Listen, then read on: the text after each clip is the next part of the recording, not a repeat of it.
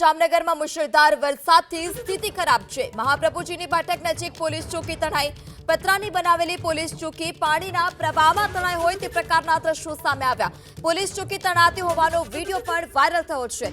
પતરાની જે પોલીસ ચોકી બનાવવામાં આવી હોય તે પોલીસ ચોકી આ વરસાદી પાણીના તેજ પ્રવાહમાં તણાઈ હતી। ત્યાં પાર્ક કરેલી કાર પણ આખી કાર વરસાદી પાણીમાં ડૂબી હોય તે પ્રકારના દ્રશ્યો પણ સામે આવ્યા છે।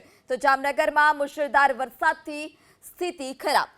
સંવાદદાતા રવિ ફોન લાઈનથી જોડાઈ ચૂક્યા છે। જી રવિ, મહાપ્રભુજીની બેઠક નજીક એક પોલીસ ચોકી બનાવવામાં આવી હતી તે તણાઈ છે। હાલ અત્યારે કયા વિસ્તારની આ પ્રકારની ખરાબ સ્થિતિ છે?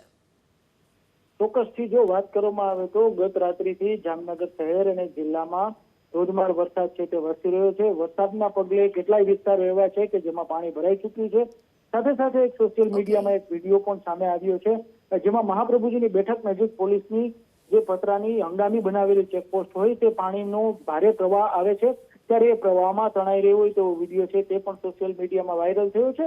સાથે સાથે જો વાત કરવામાં આવે તો જામનગર શહેરમાં પણ વરસાદ વરસી રહ્યો છે। સાથે આસપાસના ગ્રામીણ વિસ્તારો છે તેમાં પણ વરસાદ છે તે અવિરત વરસી રહ્યો હોય તેવા અહેવાલો સાંપડી રહ્યા છે।